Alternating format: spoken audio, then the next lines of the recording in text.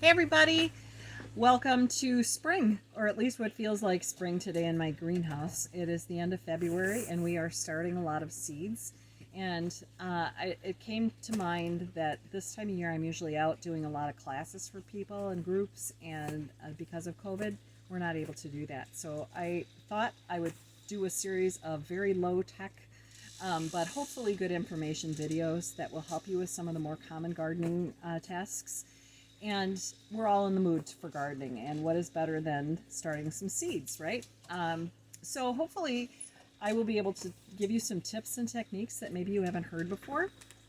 I have been starting seeds like my whole life, but professionally here in the greenhouse for about 25 years, and I have learned a lot. So, and some of it is just really information that you really have to search for. So hopefully I'll be able to help you a little bit. You get a little more confidence, and you can dig into a little bit of seed starting here shortly. So basic four categories we're going to talk about today is one about knowing your seeds and knowing your plant's requirements. Like anything living, we don't all have the same needs. Plants are all very different, and you've probably heard me say that many times with the perennials, is that you absolutely need to know your plant. You need to know what they need before you can plant that in the right place. Seeds, not every seed has the same requirements. So it's important to do your research. I'll give you some tips on how to do that, and like that makes a big, huge difference. The second thing is the quality of the seed, your suppliers, the age of the seed.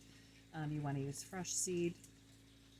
Again, big, huge difference. The 10-cent bin at the store is way different than some of the really good reputable sites. The third thing is the tools you use, what we call the hard goods. As with any job, if you're using the right tools, it will be an easier and more successful thing for you. So we're going to be showing you what we use. We are going to have a lot of these supplies available this year on our website pre-season, but you can find them. And again, the quality depends on where you're shopping, and that is a big difference. So we'll talk about what kind of the correct materials you use. And the second thing, or the fourth thing is the proper technique. All the little tips and tricks that really help, and some easy things you can do to be more successful. So let's first talk about seeds. Seeds are an embryo. They have everything that they need in their little self to produce a viable plant. However, we do need to mimic Mother Nature. So, seeds wouldn't be on their own starting in plastics in a house. They're going to be starting outside. And what that a lot of times means is, especially for like our native plants, is to mimic those kind of circumstances. So out in nature, a native plant would be forming seeds in the fall, and then those seeds would be ripening and falling to the ground with the wind and getting covered with a little bit of debris. They would go through a bunch of different moisture conditions. They would go through cold, and then they would break dormancy when conditions were right for them in the spring. So what we're doing by starting seeds indoors is trying to force them out of dormancy into growth. And so a lot of times that involves soaking a seed, which is nothing but putting a seed in a bowl and soaking it from 24 to 48 hours in some water. That works especially well with larger seeds, sweet peas, morning glories. I just showed you parsley. That you almost need to absolutely soak to get a good germination rate out of. Those kind of things are great little tips, but again, you need to know your seed. Some of them need stratification. Stratification means that they have to go through a cold dormancy period in order to break that it's cold stratification rather than to break the dormancy. So outside, it would go through winter, for instance, and then in the summer, it would warm and it would germinate when the temperatures were right. So a lot of those things make a big difference. The depth the seed gets planted at. A lot of people make the mistake of growing seeds too deeply, covering them too deeply, and then they don't have enough energy to get up and out of the soil. So knowing that is a big deal. Knowing what is ideal temperature for that seed to be germinating at. For instance, lettuce and spinach and cole crops and things like that sometimes will germinate at a lower temperature than, let's say, tomatoes or vine crops that need a higher temperature. Indoors, it's the same thing. Perennials, annuals, all will have different temperature needs. We use bottom heat. We'll talk about that a little bit later, because then we can we can use the energy to warm the soil and not the air so much. But inside, in a normal home, you're going to be in the right range for most of that. So I wouldn't worry too much about that. So quality of seeds. So stay away from the bargain bin at the big box stores. The 10-cent seeds are usually not a deal. I suppose there are some exceptions like zinnias and marigolds and things like that. But if you're trying to start something, do go to some quality sources. We use Johnny Select seeds for a lot of ours. It's a lot of for the bigger growers. Baker Creek Heirlooms for heirlooms. Pine Tree Garden Seeds. Seed Savers out of Decorah, Iowa. And then we carry Heart Seeds. They have a lot of organic, a lot of heirloom seeds too. So we'll have those in stock very soon. Hopefully have it on our website. But you want a really good fresh seed. You want a good quality seed. And sometimes you're going to have to pay for that. Seed germination rates typically go down a little bit every year that you store them. And so a 5-year-old seed, you might not get any kind of, you'd waste the time trying to get that seed to grow when it doesn't. Now there are some seeds that last a long time. So again, that's all part of this research. What you want to do, a good quality seed will also have very good information on the back. So on this seed packet, you'll see it tells you lots of things. It will tell you about all of those. Sometimes it even tells you if it likes to be kept cold for a certain amount of weeks. If it likes to have light to germinate, which would mean you would just sow it on the top. It would tell you how many days that you can expect it takes to germinate. Basil, for instance, for me in the greenhouse, germinates in maybe 2 to 3 days. There are some perennial seeds that have to go through several seasons before they germinate. Helleborus would be one. That they might take months or years to germinate. Generally, the seeds that you're going to be buying in the store or online are going to be within the days or weeks to germination. So, but you need to know those kind of things. You need to know, like I said, what depth. Like I said, one of the most common things is planting that too deep.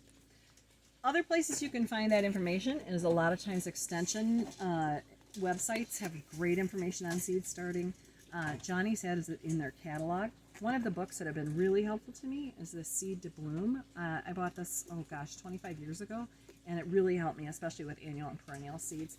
It tells you all kinds of wonderful information by the seeds. All that good tips information for each seed, and it makes a huge difference.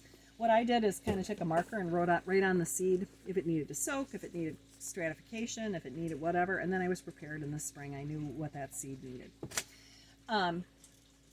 Again, can't overemphasize enough. Go in educated. Your basil seeds are going to need completely different things than your broccoli seeds. We treat each plant differently, so we have to treat each seed differently. Now, one thing that we can do the same for all of our seeds, or almost all of our seeds, again, there's always those exceptions, is to have the right tools. So what normally you find in the stores and what we'll have available here is some form of plastic with drainage, right? So always with the drainage, never do anything without drainage. What we use here is a double tray system. If you're inside, you'll definitely want a bottom tray that has no drainage, that you'll be able to bottom water from, or that'll protect your surfaces. And then something to hold another tray, because once you get wet soil in things, it definitely has some weight to it. And I have personally tried to carry things in a single tray, and all of a sudden all your seedlings are on the ground. So double trays are always a good idea. If it's a smaller thing, like what we have available in the store this year is a solid tray with, these are really cool. It's a clear pack, which is neat because you can see the roots, you can see what's going on. That's all one piece. It's a small thing. And then you want a humidity dome. These little things have a humidity dome with a little disc that fits in that you can vent. But generally, the bigger ones have a solid humidity dome.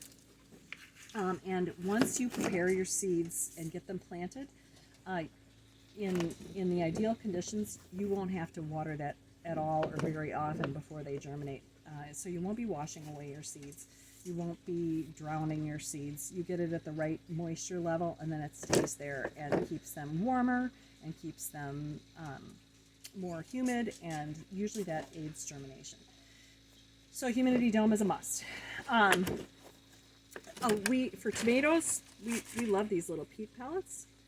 A lot of plants will plant very deeply, and then we'll separate them and plant them into bigger pots before you get them, before we would plant them outside. These are just seedling trays. But with tomatoes, a lot of times you can take them right from these little peat pellets out into the garden if your timing is just right. What you do with these, and this is a solid tray, is warm water is really beneficial in these. You want them to puff up about, 10 times their size and absorb all that water. Then you plant the seed, then you cover it with germination mix, put the dome on, and you're ready to go. The most important thing, whether you are planting seeds or your containers, is to use a very good quality potting mix. Especially with seeds, you do not want a potting mix that has moisture control, fertilizer, so no Miracle-Gro potting mix. You want really to use a germination mix or seed starting mix. We like this a Spoma one, or a combination depending if you're starting bigger. We use ProMix for our everything else, and all the potting mixes don't have any actual soil in them. They have some combination of bark, perlite, and peat. So peat holds the water, but the bark and perlite allows drainage. And what we'll do with a lot of seeds, because we start a lot, is use some of that regular potting mix in the bottom. And then we'll use our seed starting mix on top. Kind of fill it till it's even. And then, another big tip, is to completely saturate this. Soak it with a hose or a nice sprinkler and get it all moist before you plant any seeds. Because if you're trying to water that substrate, that soil, with tiny seeds in, you're just going to wash them away or bury them. So, like I said, fill up your trays or cups or whatever you're using. Make sure they have drainage. Make sure that if you've got no drainage in here, you let it soak up and then tip away the excess water. So you want them all moist all the way down to the bottom, but you don't want them sitting in water either. So once you do that, your mix is going to kind of look like this. And then it's time to seed. So if you're starting a big seed, maybe one you soaked, you would, put probably one per cell.